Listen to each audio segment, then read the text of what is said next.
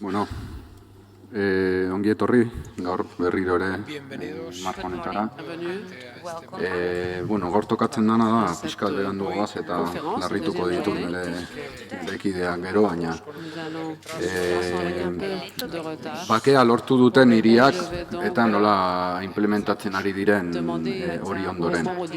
Askotan esaten da, zailena ez dela bakea lortzea, bakea baldin bada zerbaiten falta, violentziaren falta, baizik eta ondoren egin behar den lan hori guztia aurrera ateratzea, Dicen a menudo que lo más difícil no es conseguir la paz en el sentido negativo, por así decirlo, de falta o ausencia de violencia, sino luego conseguir implementarla en términos positivos. Y hoy vamos a tratar precisamente de experiencias locales donde se ha conseguido esa paz en términos técnicos, por así decirlo, y ahora lo que están haciendo realmente es desarrollarla en términos sociales, políticos, culturales, y vamos a ver el valor que tiene eso. Y para eso tenemos con nosotros a Horacio Javier Ríos, el secretario de Cultura y Educación del Ayuntamiento de Rosario, en Argentina, Pedrina Rivera, alcaldesa de Suchitoto, en El Salvador,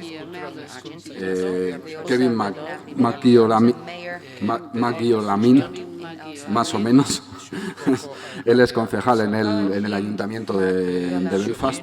Y por último, Enrique José Armas, vicealcalde de Managua, en Nicaragua. Como podéis ver, son todos casos muy interesantes donde desde situaciones muy diversas han conseguido superar diferentes conflictos y en este momento se encuentran desarrollando experiencias muy interesantes. Os invito a que subáis conmigo.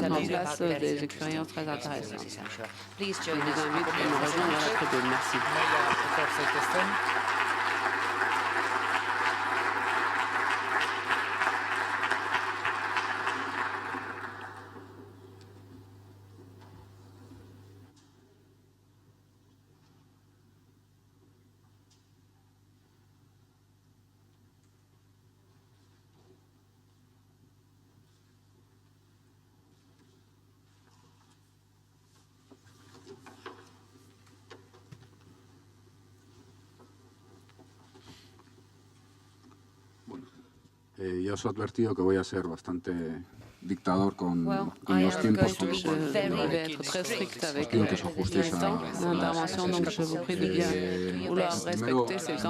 será Horacio Javier Ríos, el secretario de Cultura y Educación del Ayuntamiento de Rosario, como he dicho.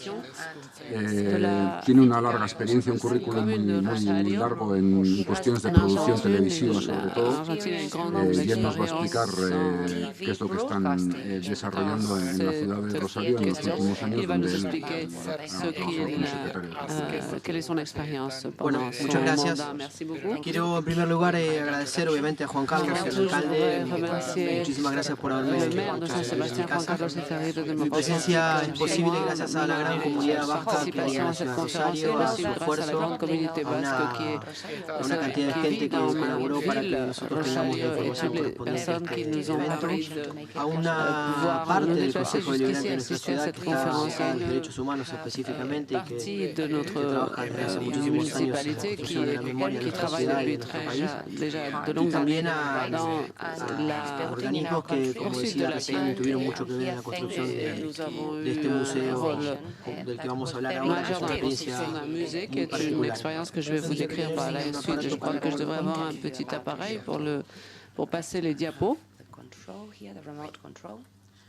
Bueno, el caso que vamos a desarrollar es el Museo de la Memoria de la Ciudad de Rosario. Es un museo que logró implementarse definitivamente en el año 2010.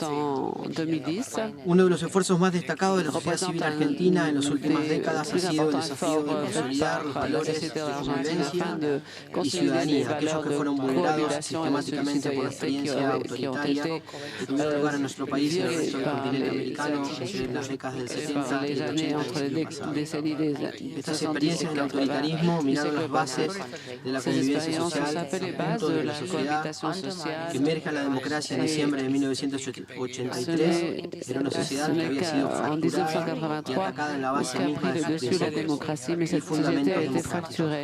Y así que a lo largo de estos 30 años los argentinos hayamos tenido que desplegar nuestra imaginación, no solo para reconstruir nuestra vida social y política, sino también para dejar marcas indelebles que les recuerden a las futuras generaciones que alguna vez el pasado, el autoritarismo existió y vulneró los principios más elementales de la convivencia. La ciudad de Rosario, ubicada sobre el río Paraná, a solo 300 kilómetros de la capital federal, que ha venido a la memoria de la mayoría de ustedes por la presencia en su país, no solo de Lionel Messi, Ángel Di María, Martino, sino también de una cantidad de artistas plásticos y músicos que ocuparon la agenda de los últimos años.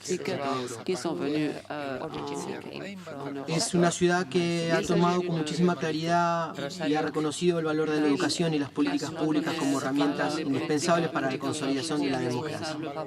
Desde hace más de 20 años, Rosario se ha impuesto un trabajo sostenido de fortalecimiento institucional y de impulso a iniciativas que hacen centro en los valores de la convivencia con un rango singular.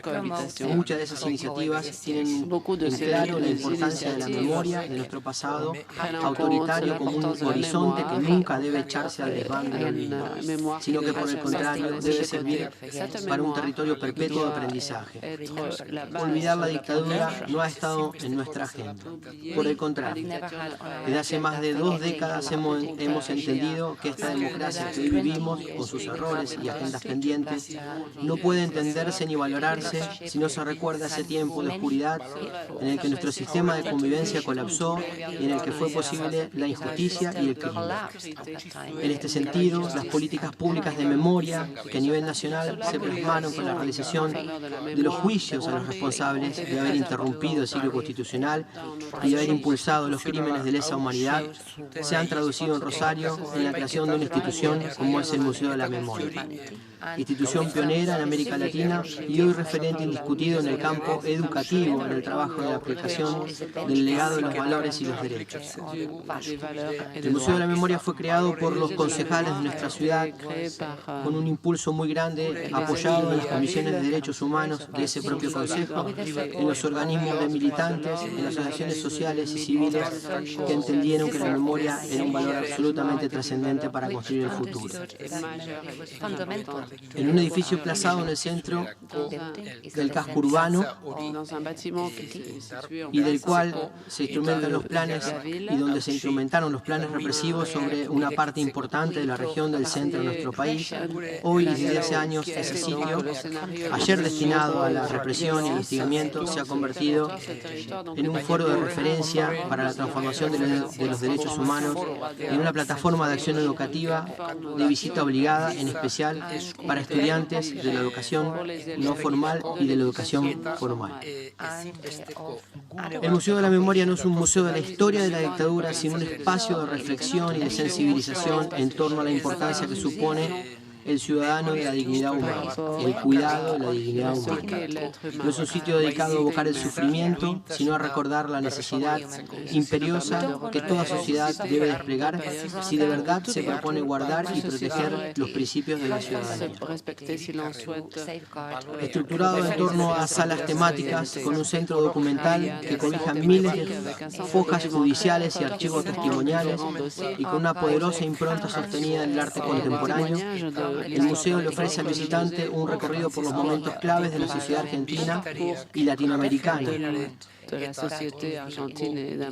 Se evoca al tiempo de la censura, la persecución política, el diseño de sistemas represivos, los alcances que tuvo el autoritarismo en cada uno de los espacios de la vida cotidiana. La vida en prisión, en los campos, en el exilio, todos aquellos que tuvieron de una u otra forma y se vieron involucrados y sufrieron como víctimas de todas estas atrocidades. El museo no se cierra en absoluto a una visión local, sino que se proyecta mirando hacia el resto del continente americano en clave de presente. Sostiene una idea de memoria en la que se oficia como una herramienta poderosa a nivel pedagógico. Para nuestro museo, el pasado es territorio de aprendizaje, una invitación a recorrer todo lo que se pierde, todo lo que se pone en riesgo cuando la democracia se debilita en sus fundamentos al tiempo que guía. Es una guía inestimable para concientizar en torno a los riesgos que acechan desde el presente. Por eso nuestro museo mira al pasado, al tiempo que proyecta miradas en claves contemporáneas, consciente de que hoy es el lugar en el que vivimos y el momento en el que vivimos. Si bien Argentina y América Latina han dejado atrás sus pasados más tormentosos, el presente no es menos inquietante, porque vivimos en sociedades fragmentadas en las que la violencia, la exclusión son parte del paisaje cotidiano. No podemos no reconocer esto, sino que este dato oscuro de nuestra realidad es la razón más fuerte que nos impulsa para profundizar nuestras políticas de memoria.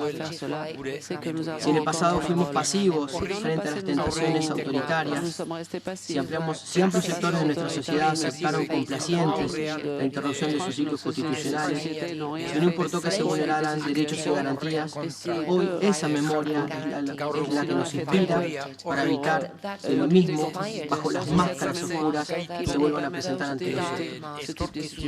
De allí que entendemos que los esfuerzos puestos en las políticas de memoria, lejos de quedar reducida a una visión nostálgica del pasado, sean para nosotros una forma de dar respuesta a los dilemas actuales. En el Museo de la Memoria que les hablo, el recuerdo une su mirada en el drama de los desaparecidos, pero al mismo tiempo proyecta su alerta por las sistemáticas violaciones de los derechos humanos que tienen lugar en nuestros sistemas penitenciarios, por ejemplo, y en tantos otros espacios y en tantos otros países y con tantos otros casos a lo largo de toda América y en el territorio de nuestra república, así como también en otros países del resto del mundo. Nuestro museo entiende que la transmisión es un desafío, que no es sencillo instruir a las generaciones más jóvenes acerca de aquello que no vivieron ni experimentaron. Y así que el trabajo más obtenido está puesto en la sensibilización, de hacerlos sentir parte de un mundo en el que necesita con urgencia de ellos, de los más jóvenes, como agentes transformadores, reconociendo que esa transformación no será posible si no se conoce el pasado, de dónde venimos, de qué forma y hacia dónde vamos. También formando parte de nuestra herencia colectiva. Nuestra tarea reconoce que nunca los esfuerzos alcanzarán a satisfacer todas las expectativas, porque la complejidad de nuestras sociedades nos presentan cotidianamente nuevos dilemas y nuevas preguntas que no son siempre sencillas de responder. Somos conscientes de ello, pero también que solo apostando al fortalecimiento de una educación que hunda sus raíces en la historia, lograremos evitar que el dolor y lo injusto se repita del mismo modo en el futuro. No hay presente ni futuro sin memoria, y sería injusto que el olvido nos arrebate el pasado del que vivimos. Allí, en esta breve consigna, radica la fuerza de nuestro empeño cotidiano. Lo que están viendo es una de las imágenes que forman parte de la obra contemporánea. Se tomó como parámetro la convocatoria a artistas que a través de construcciones simbólicas, plásticas, logren plasmar ese concepto de memoria que recién estábamos mirando. Esta es una de las obras más significativas. Los pilares de la memoria retratan la totalidad de las víctimas de la última dictadura militar en la República Argentina, de acuerdo a los archivos nacionales, y a través de unos rollos que uno puede ir dando vuelta, puede localizar a su familiar reconocida o a cualquiera de las víctimas haya participado en cualquiera de las instancias de la última dictadura. Lo que estamos viendo ahora es un auditorio en donde se capacita habitualmente a docentes y se trabaja con formaciones formales e informales. Este es nuestro centro de nuestro archivo de capacitación, donde se puede rastrear la documentación de la que hablamos hablaba recién. Y esta es la planta alta en donde lo que van rotando son las obras que se van invitando de artistas contemporáneos que van acompañando al museo permanentemente con una muestra mensual, obviamente destinada a los derechos humanos como problemática central, y no central solamente en la Argentina, en Latinoamérica, sino también en el resto de los derechos humanos del mundo. El museo tiene conexión con sitios de memoria no solo de la República Argentina, sino también de toda Latinoamérica y del mundo, y en este momento estamos con convenios internacionales que nos han posibilitado cambiar la experiencia, porque es un proyecto que ha tomado desde lo artístico y lo simbólico la experiencia de los derechos humanos de una forma distinta al resto de los museos, que tienen más que ver con la guarda o con la muestra de sitios de memoria, y esas comparaciones nos han ayudado. Acá es un ejemplo de los recorridos escolares. 16.000 alumnos por año visitan el museo en forma guiada. Calculamos que otros 6.000 lo hacen en forma informal. También se acompaña con fuertes cursos de formación docente y capacitación para docentes de todos los niveles. Y este es un programa que pueden entrar en internet a ver, que se llama Ver para Saber, que posibilita que por internet se pueda trabajar documentación vinculada a las atrocidades cometidas en Latinoamérica en los últimos años. En ese caso es el testimonio de la Guerra de las Malvinas, por ejemplo, y bueno, videos que los propios alumnos van subiendo a la página web. Este es uno que es una animación que se desprende de haber escrito un alumno la palabra democracia y el resto, llenar el resto del pizarrón con otros significados de la palabra democracia. Este es el sitio del que le hablaba, Ver para Saber, que pueden rastrear para trabajar en sus escuelas en caso que les interese a nivel pedagógico. Y este es el correo del Museo de la Memoria y de la Secretaría de Cultura. Como no tengo mucho más tiempo, tengo después a disposición de ustedes materiales audiovisuales, catálogos, información y una cantidad de cosas más. Para cerrar, solo quería agregar una última frase. Ayer escuchábamos la vinculación de los derechos humanos con las decisiones políticas. Este museo no hubiese sido posible sin una fuertísima voluntad política de que se encuentre donde se encontró, en un país en donde cualquier revalorización de la memoria es muy compleja. Sufrió la gente que pensó el proyecto atentados, fue muy difícil ocupar ese edificio porque había un hermosísimo bar que la gente disfrutaba mucho con un balcón de terraza. Fue una discusión social muy grande en toda la ciudad, poder lograr la implementación definitiva, y esa voluntad política ayudó muchísimo. Y por último, en memoria de todos los que fueron víctimas, no solo en Argentina, sino también ayer escuchaba al exministro chileno. A veces los conflictos tienen dos actores, en Latinoamérica tuvo tres actores. Fue exageradamente importante el rol que tomaron algunos países ayudando a las dictaduras emergentes en la década del 70, y fue un plan absolutamente armado y sistemático donde Chile, Argentina, Bolivia, Brasil, Paraguay, Uruguay y Venezuela perdieron sus democracias con programas absolutamente agresivos, progresivos, donde los servicios de inteligencia de todos los países contaban con los datos de todos, absolutamente todos quienes podían llegar a molestar a estas dictaduras, y de esta manera generar uno de los genocidios más grandes que tiene la humanidad, que fue la de toda Latinoamérica, porque a mí me sería muy fácil hablar solo de los 30.000 desaparecidos de Argentina, pero hubo otros tantos en los otros países de Latinoamérica. Y esos retornos a la democracia costaron muchísimas vidas. Sí fue por vía pacífica, pero costaron muchísimas vidas, muchísimas.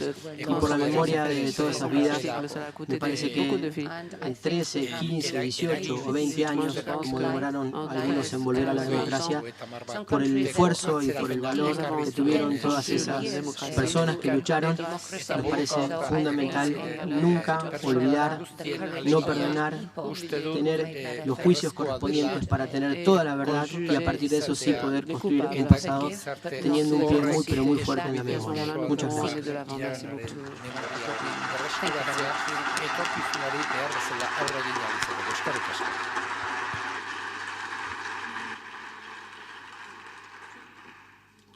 Bueno, ahora Orain parte hartuko duguna izango da Pedrina Rivera, bera Right. Totoko alcaldesa. Pedrina es, además de alcaldesa, ella originariamente de oficio es enfermera, si no me equivoco. Y ahora ella nos va a explicar cuál es el caso en concreto. Elle va nous expliquer donc Os pido que Toto, son cas concret, donc leur vécu. Buenos días a todas y a todos. Para el municipio de Suchitoto, la paz debe existir en todos los territorios, en todos los países, en todo el mundo. Es un derecho que nos pertenece y es obligación de todas y de todos garantizarla. Trabajar por ella es una tarea impostergable.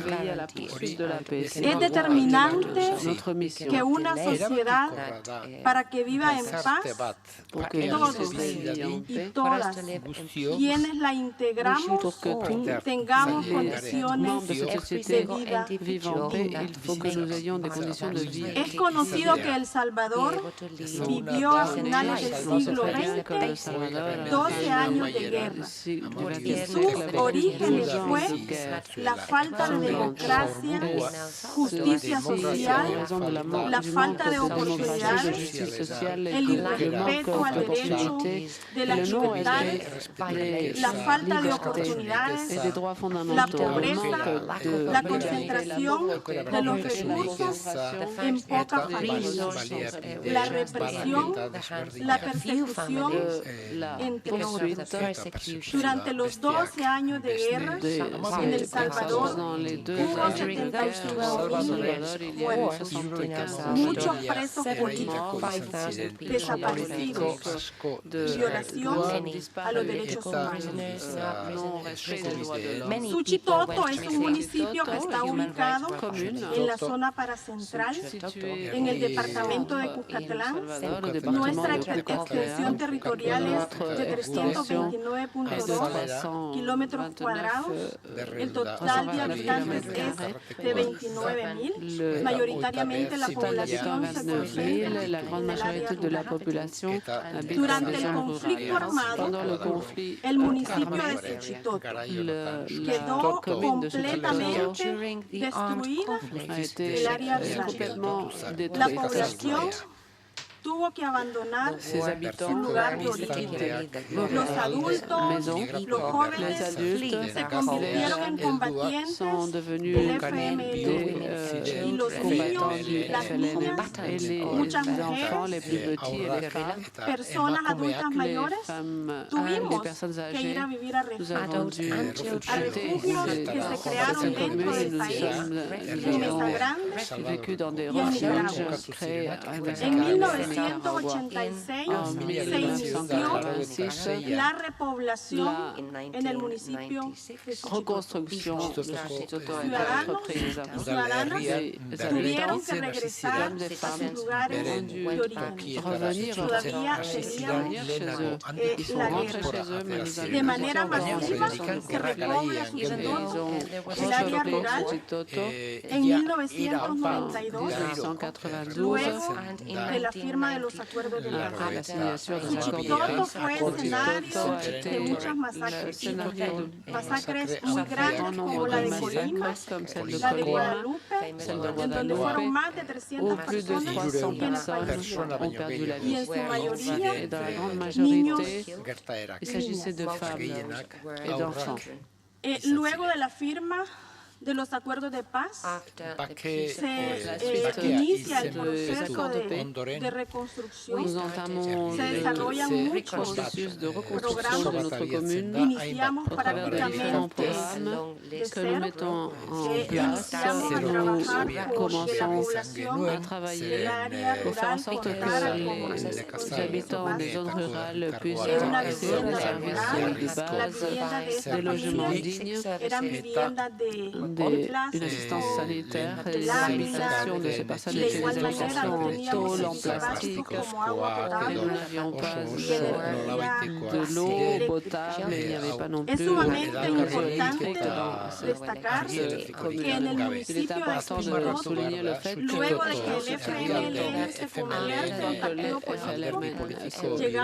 parti politique, nous sommes présents et cette échéance électorale de façon consécutive. Nous les avons toutes gagnées. Nous avons gagné 4 élections présidentielles et de manière iniciamos un proceso de planificación, nous entamons un proceso de processus de planification, d'aménagement, où la población les habitants sont protagonistes. que deben de ser atendidas a corto, mediano, Quelles sont leurs nécessités. esas necesidades están consignadas en nuestro plan estratégico en Sont au centre de notre plan stratégique. A estas alturas queremos compartir con ustedes algunos logros obtenidos, dentro de ellos la cobertura de agua potable y de energía eléctrica en un 98%. Servicios básicos que tienen que ver con la salud y la vida de las personas. Hemos desarrollado al municipio en materia turística y cultural, convirtiéndonos en un destino turístico nacional e internacional. Hemos desarrollado procesos de organización para que en cada una de las comunidades se cuente con las herramientas y las capacidades para la identificación y la búsqueda de alternativas de solución a las diferentes problemáticas. Si un territorio y una comunidad tiene organización, va a tener la capacidad de resolver problemas por muy grandes que parezcan. Pero si la comunidad no está organizada, si la comunidad no está unida, no tiene la capacidad de resolver problemas por muy pequeños que somos uno de los municipios más seguros del país. Contamos con la participación de todos, de todas. Hemos conformado comités municipales de educación, de medio ambiente, de juventud, género, seguridad, derechos humanos. Tenemos un espacio municipal en donde se concentran para compartir todos los presidentes de nuestras asociaciones. Somos pioneros en el manejo integral de desechos sólidos. Que en el 2000 ese proceso de manejo integral de desechos sólidos es un programa que ha recibido de mucha participación, de mucha sensibilización, de mucha educación. La población, las familias desde sus hogares separan los desechos, los desechos inorgánicos. Los orgánicos son confirmados, trabajados en abono para la producción agrícola. Trabajamos en pro de los derechos de las mujeres, porque una sociedad donde la violencia, exclusión, marginación, pobreza, falta de oportunidades y participación política de las mujeres, no habrá paz. Contamos con la política municipal de equidad de género y de juventud. Trabajamos por recuperar la memoria histórica. Cada una de las comunidades celebra en su fiesta de aniversario. Hemos construido monumentos, conmemoramos las fechas de las masacres para recordar a nuestros héroes y heroínas y agradecerles por su vida. También hemos aperturado un agromercado. En este agromercado los productores, las productoras llegan a comercializar sus productos. Recientemente también hemos finalizado la primera fase de remodelación del mercado municipal y aboutir à también en este mercatu mercado bat nuestro, que es de rénovation de merkatu nos bat ere marchés badaukagu, où nos eta producteurs, beste nos nekazarien agriculteurs merkatu ont honetan un espace bere pour produktuak vendre, produire komerzializatzeko aussi gune bat quelques daukagu images gure es un de lugar notre commune. turístico. Il s'agit Contamos d'une con petite ville un lago. touristique. El municipio por Nous avons un decreto lac, legislativo fue declarado la conjunto de commune a interés été cultural déclarée y Consecultura classée hemos iniciado un ensemble proceso d'intérêt culturel ante la UNESCO et para nous la avons declaratoria de entamé patrimonio de la des humanidad. démarches pour Contamos con déclarer notre artesanías, con mucha commune historia, patrimoine de galerías l'humanité. de arte, Nous avons des musées exposiciones de galeries d'art importantes. et nos Nuestras calles son cantons sont des empedradas, casas de adobe, nous avons des maisons, des petites balcones de maisons avec hierro des tuiles forjadas. rouges et des balcons Contamos fer con ríos y forgé. cascadas, Nous avons caminatas y des cabalgatas al volcán Guazapa, et nous con su avons des historia del excursions conflicto au armado, volcan. lugar donde tenían las posiciones militares del ejército On visite libanés. également les casernes des Desarrollamos militaires. festivales. Voici Ahí nos fêtes, tenemos el les fêtes Festival por la traditionnelles de Paz, la el ville, le Festival del festival Maíz, pour la paix, las le fiestas festival du maïs, patronales. les fêtes Todo esto es parte de lo que hacemos para que fêtes patronales, pour que construya ce el buen Titoto vivir puisse para todos Toton y para todas. son bon vivre pour Y nos toutes et hacemos tous. acompañar de todos los actores, instituciones Dans ceci, nous públicas, soutiennent tous les différents ONG, acteurs, les empresas privadas. ONG, También les agradecer a la entreprises, cooperación, sociétés privées, agradecer al País Basco, nous a remercions partidos le Pays de Basque, izquierda les partis de gauche que están qui nous presentes ont en esta soutenus. conferencia, Aleginarekin a Euskal bat Sondoa egotea, por su solidaridad con El Salvador y de manera especial pour sa solidarité et nous para el logro de las metas donc nous ont gure aidé helburuak pour essayer lortzen d'atteindre laguntzaile izan Dentro de algunos retos que ditugulako. tenemos es seguir Momentu honetan trabajando entre toda la dauzkagun población erronkan y a los artean, actores locales por el fomento y la práctica de principios y valores como el humanismo, la solidaridad, balorea avanzar en el desarrollo integral, brindar cobertura del servicio de agua potable en un 100%, elaborar una política municipal agropecuaria con enfoque. El Salvador debe de seguir avanzando en su proceso de transformación. Estamos claros Eta argi que debe daukagu ser por la vía pacífica, a través de los procesos democráticos y transparentes. eta Quiero aprovechar izango diren la oportunidad también para aukera agradecer honetaz al baliatu alcalde nuke de baita esta ere ciudad. No cabe duda que es un zoragarri gran honetako alcalde, alkateari eskerrak emateko argi dago sencilla, alkate con un gran alai compromiso. eta alkate handi bat dela, alkate komprometitua, También agradecer al empresario Vicente por recibirnos de la manera como ha recibido a un empresario exitoso, y los gobiernos locales también debemos establecer muy buena relación con nuestros empresarios, con nuestras empresarias que tienen en su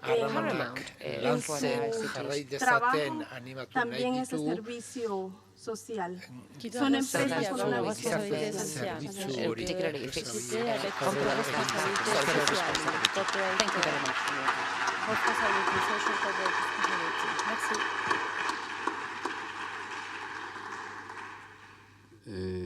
Bueno, urrengoa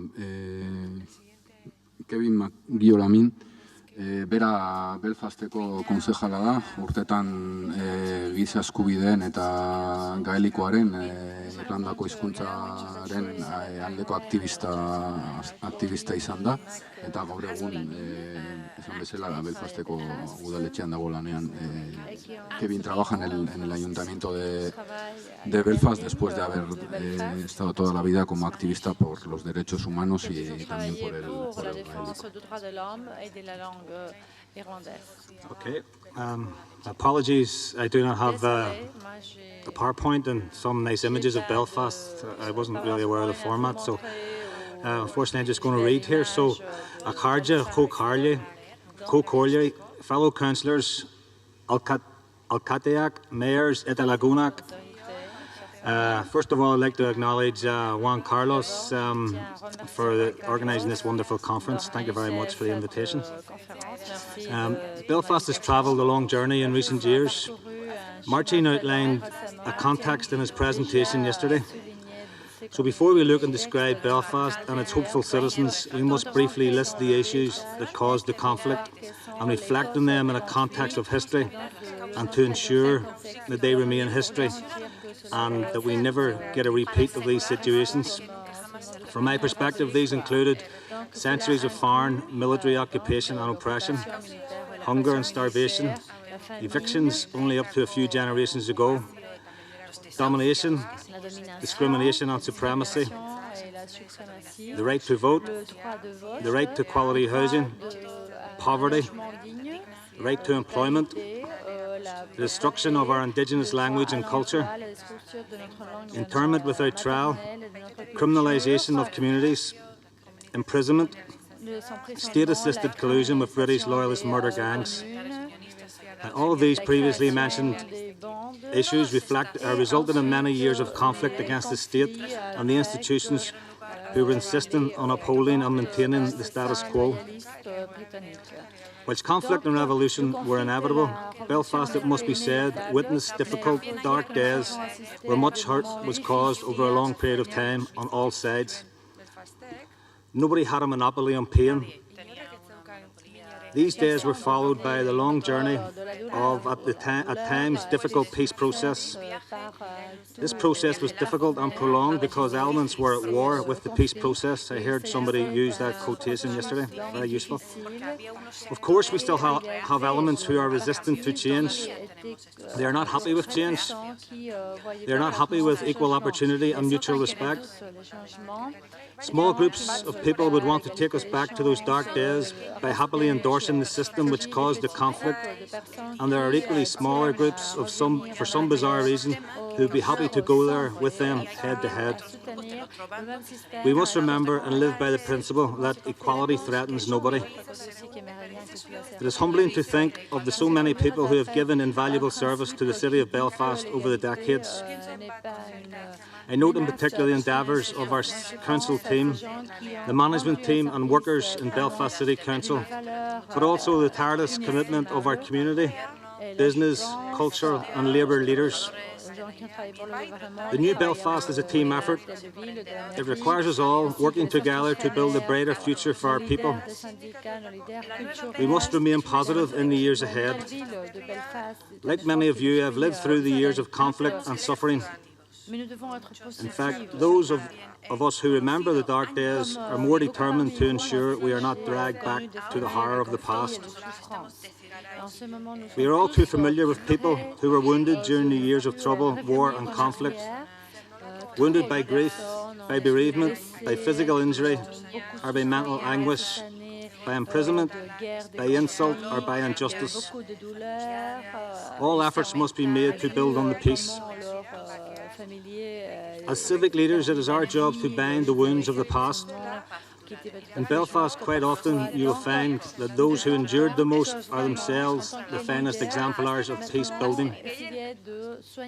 They instinctively know that we cannot hope for a better past, but can work together for a better future. And many of these people focus on peace and justice issues today. We must together build up Belfast and provide a peace dividend which especially impacts on the lives of the working classes who were most affected by the conflict. I must also commend the sterling efforts of former political prisoners across Belfast who are doing tremendous groundbreaking work on many fronts to maintain peace. Much of this work never makes the headlines and continues to go unnoticed behind the scenes. Former political prisoners, given their huge numbers, are an integral part of the fabric of Belfast. In particular, I'd like to highlight the work of former IRA prisoners and combatants involved in Coistin and Near Kimmy Network, who are and have been leading the way for the past 15 years with their real dialogue and meaningful outreach programmes, reaching to all sectors of society, including also to other former combatants involved in the conflict, such as former British Army. Only former combatants have the ability to do this kind of work. This kind of outreach and conflict transformation programmes were only possible because of prisoner releases were a fundamental part of the peace agreement. These efforts to outreach and engage must be allowed to continue. I listened to Pat Colgan yesterday from SEUPB paying a huge tribute to these projects and the work of former prisoners. He also has responsibility for providing much needed resources from the European Peace Programme, which we have benefited a lot from. I have no doubt Pat would agree with that these programmes have been real value for money and that they played a significant role in maintaining the peace, especially during turbulent times, and the legacy of this work will instinctively continue to do so. Friends, Lagunak, we must edit out negativity.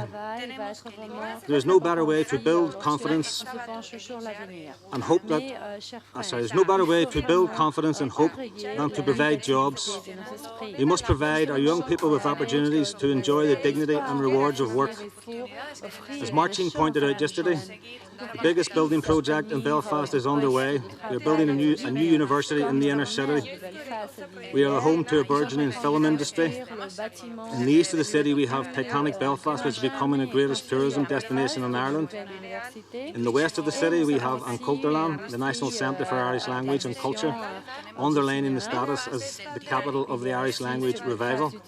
And of course we have the world famous wall murals, which are attracting hundreds to Belfast communities on a daily basis. As we look ahead, we are committed to investing heavily and wisely in our communities to encourage economic growth.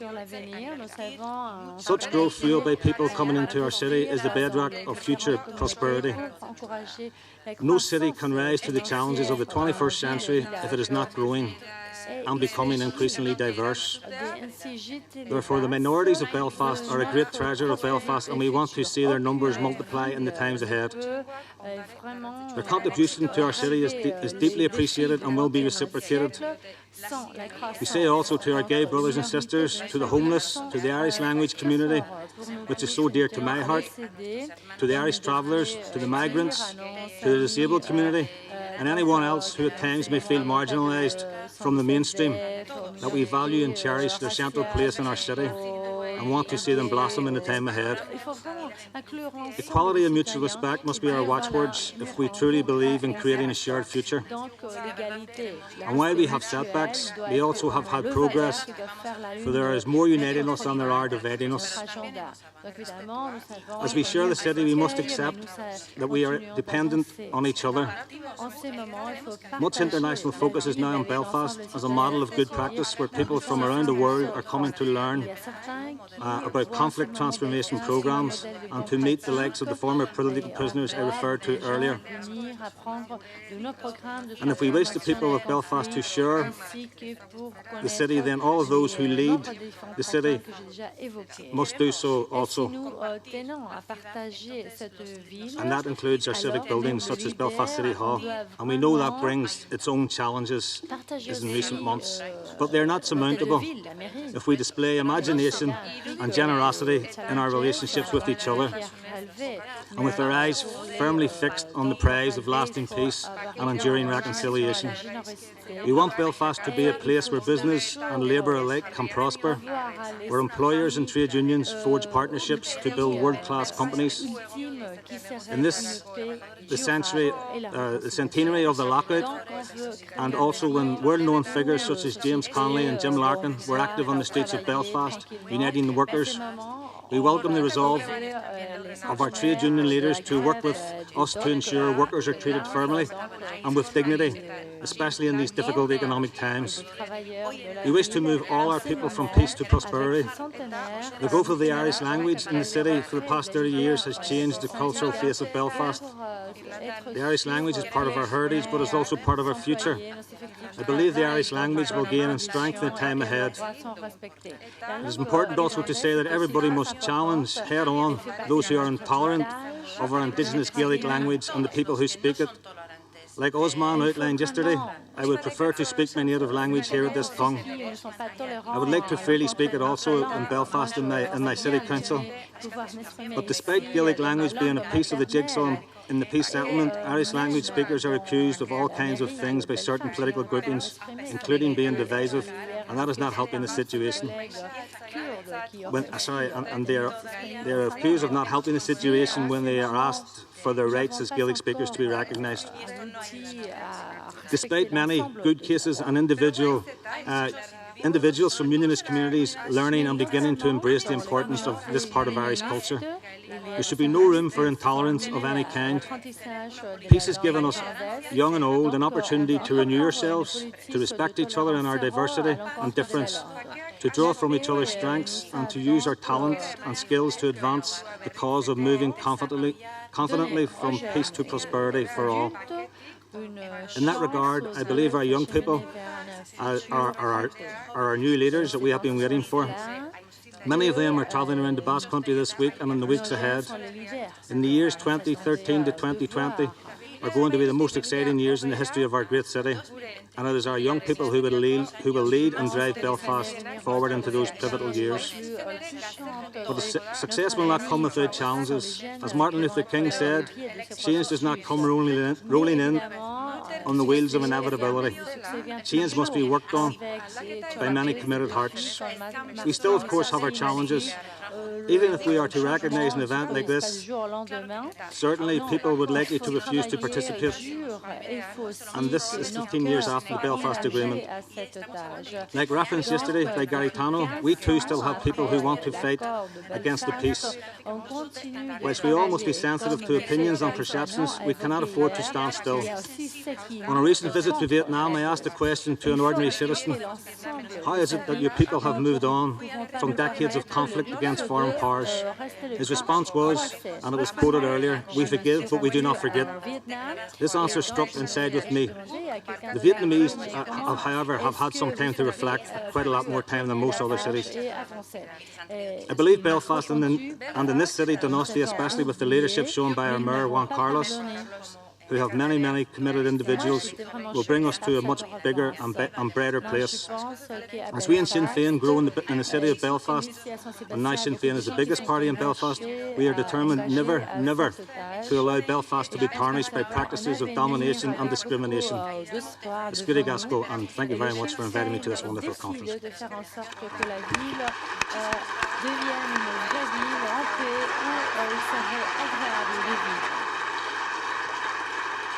Gracias. Amaitzeko gurekin daukagu Enrique José Armas, Managoko alcalde ordea, vicealcalde de Managua. Gracias. Gracias.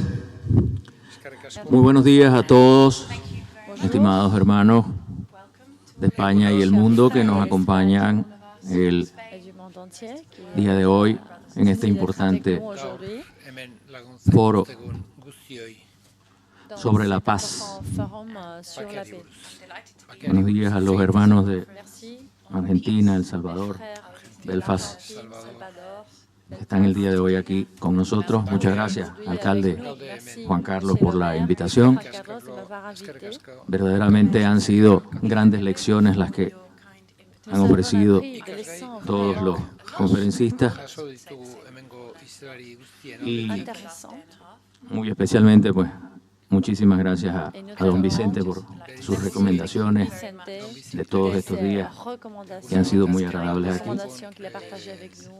Y nuestro agradecimiento, en particular el mío. Todas las conferencias han sido excelentes, pero se deleita uno escuchando conferencias como la de don Carlos Villán durante el día de ayer. Muchas gracias. Mi nombre es Enrique Armas, soy el vicealcalde de Managua, capital de la República de Nicaragua.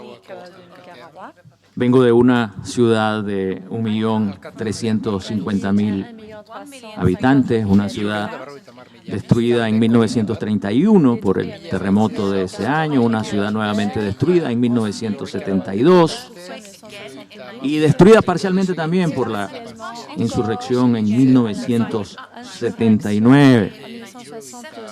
Vengo de un país donde las mujeres mandan, como no mandan en muchos países, indudablemente. Por ley, en nuestro país, el 50% de los cargos públicos, el 50% de los cargos de elección popular, el 50% de los consejos municipales, del gabinete de gobierno, el 50% de los diputados en la Asamblea Nacional tienen que ser mujeres. En nuestro país verdaderamente sí mandan las mujeres, tienen un gran peso y una gran influencia en el devenir del país. Nuestra alcaldesa es la señora Daisy Torres. En nuestro país, si el concejal, si en el Consejo Municipal tenemos una alcaldesa al frente, el vicealcalde tiene que ser varón. En la alcaldía que tenemos un vicealcalde al frente, la vicealcaldesa, tenemos que necesariamente que tener vicealcaldesa. Si tenemos una diputada titular, el suplente tiene que ser varón. Si tenemos un diputado varón, tiene que tener como suplente a una dama. De manera que así funciona Nicaragua, dándole un verdadero lugar, un lugar muy importante a la mujer en todo el país. Managua, la capital, es nuestro epicentro comercial. Es una ciudad que, como les decía, se ha levantado varias veces de las ruinas y que tuvo que levantarse una vez más después de 1979, como muchas zonas de nuestro país. En 1979, el pueblo, vanguardizado por el Frente Sandinista de Liberación Nacional, logró la victoria, el derrocamiento sobre la dictadura de Anastasio Somoza. A partir de 1980, el gobierno revolucionario sandinista tuvo que enfrentar una agresión por parte del gobierno norteamericano y que se arreció precisamente con la llegada del señor Ronald Reagan al poder. Eso ocasionó una lucha armada, el surgimiento de una contrarrevolución, una guerra de 10 años que nos dejó muchos muertos, una guerra de 10 años que dejó muchos lisiados, una guerra de 10 años que golpeó todavía mucho más con un bloqueo económico decretado por el gobierno norteamericano. Se produjo, por supuesto, la separación de la familia. Muchos emigraron, igual que en El Salvador, huyendo de la guerra a otras naciones. En 1990 terminó la guerra en Nicaragua. Vinieron algunos gobiernos de derecha que no necesariamente cumplieron todas las promesas que le hicieron a los más amplios sectores del país. Terminó una guerra y todo el mundo todos los combatientes de uno y otro bando tuvieron que integrarse a la vida nacional. Esto generaba que muchos soldados del ejército, muchos soldados de la policía, muchos soldados de la contrarrevolución se integraran o buscaran cómo integrarse a los trabajos del campo, a los trabajos de la ciudad. Hubo muchas promesas incumplidas por parte de los gobiernos de derecha en esa época. Y después de 16 años, el Frente Sandinista volvió al poder con unas elecciones ganadas por el presidente Daniel Ortega Saavedra. Y volvió el Frente Sandinista a restituirle muchos derechos a todos y cada uno de los nicaragüenses. Muchas de las políticas que dieron muchos resultados en el campo, en la ciudad, a la juventud, a los deportistas inclusive, a los trabajadores en general, a los sectores menos favorecidos económicamente, volvieron a entrar en función con el triunfo del Frente Sandinista en el año 2006. Y es así que después de década y media de situaciones muy difíciles y de promesas incumplidas, repito, para los sectores menos favorecidos, nuevamente los estudiantes, los trabajadores, los obreros, la gente del campo y también los empresarios progresistas han logrado un enorme acuerdo nacional con el Frente Sandinista. Y ahora ese país que vivió una guerra muy dura en los años 80, ese país que económicamente vivió década y media muy difícil en los años 90 y en los primeros años de los 2000, ese país que tuvo una guerra con miles de muertos, ese país que tuvo una situación económica dificilísima, ese país ahora va para adelante, y ese país que tuvo la guerra más intensa y con más muertos en América Latina es ahora el país donde reina la paz, donde reina la armonía, donde reina la tranquilidad. Es el país más seguro de Centroamérica, es el país, uno de los países más seguros de América Latina, es un país donde miles de españoles llegan todo el año a disfrutar sus vacaciones, y es un país donde centenares de españoles han incluso establecido importantes negocios, muchos de ellos vinculados a la industria turística, básicamente en la ciudad de Granada, la ciudad más turística del país, la ciudad ubicada a 45 kilómetros al oriente de Managua. Y poco a poco, entendiéndose con todos y cada uno de los sectores, se terminaron en nuestro país las huelgas, se terminaron en nuestro país las barricadas, los niños trabajadores volvieron a estudiar, muchos de los que no tenían trabajo ahora de nuevo están estudiando y trabajando, muchos que antes pasaban hambre, muchos que antes no tenían energía eléctrica, muchos que antes no tenían agua, muchos que antes no tenían salud, muchos que antes no tenían educación, ahora la tienen, y de manera gratuita, con esa restitución de derechos que está garantizando nuestro gobierno en estos momentos. Ayer uno de nuestros expositores nos hablaba de que no puede haber derechos humanos sin hambre, que no puede haber derechos humanos sin trabajo, que no puede haber derechos humanos sin salud. Ahora en Nicaragua sí tenemos acceso gratuito a la salud, a la educación, y poco a poco va creciendo. Poco a poco va creciendo la economía, poco a poco tenemos ahora más trabajo para todos. Hay una armonía entre los sectores que antes estaban en pugna. Basta decir que el vicepresidente de Nicaragua en el periodo anterior, en el periodo reciente del comandante Daniel Ortega, era don Jaime Morales Carazo, jefe de la contrarrevolución en los años 80. Para que ustedes se den una idea de cómo ha ido mejorando la reconciliación nacional en nuestro país. El Gran Capital ha logrado importantes coordinaciones con el gobierno, hay una enorme apertura para la inversión extranjera, de manera que gracias a Dios y gracias a esa paz y gracias a ese diálogo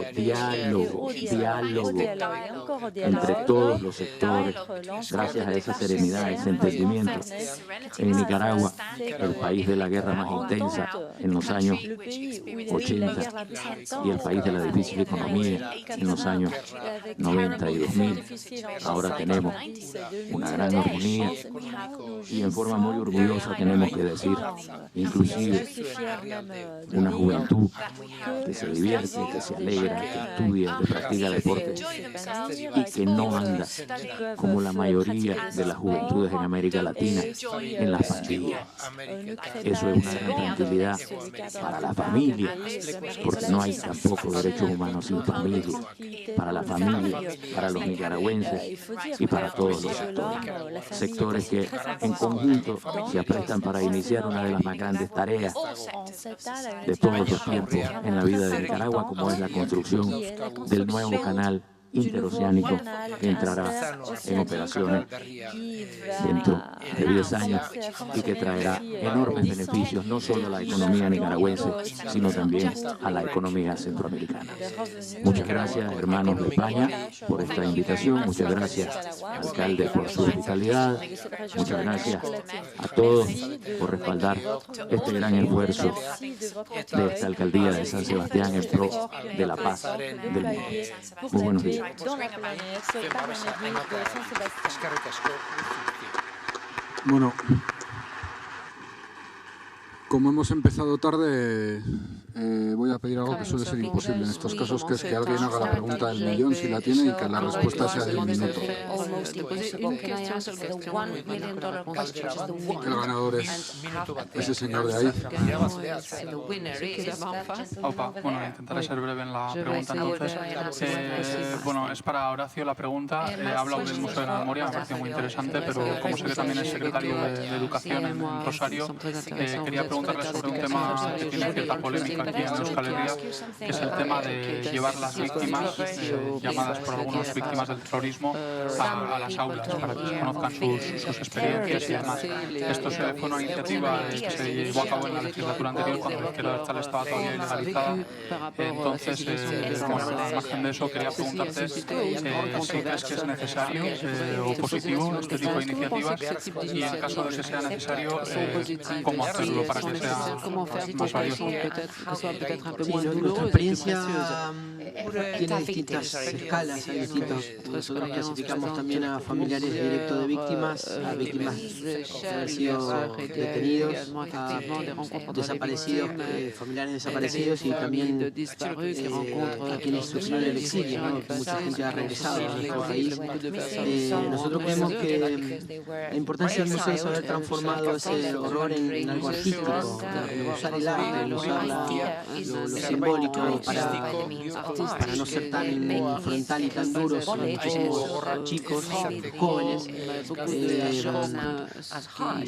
sufren mucho ese impacto, ese impulso de toda esta información.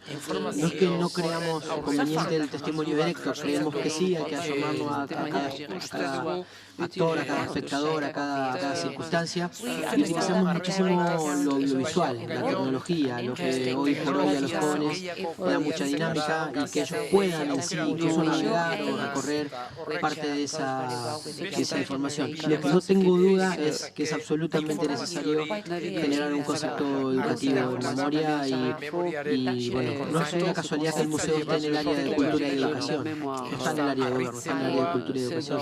Consideramos que la configuración de estos valores a partir de la cultura y la educación también van a modificar este tipo de cosas, también creyendo que en la educación se sostiene el pilar absoluto que puede llegar a modificar la conducta de todos nosotros, ¿no? No hay cosa que uno olvide aprendiendo en la escuela, por ejemplo. Entonces, usar estas plataformas para que estas circunstancias de memoria hagan que las cosas no se repitan. A los cuatro por contar vuestras experiencias d'avoir raconté vos expériences. C'est avec un grand plaisir que nous avons écouté. Merci.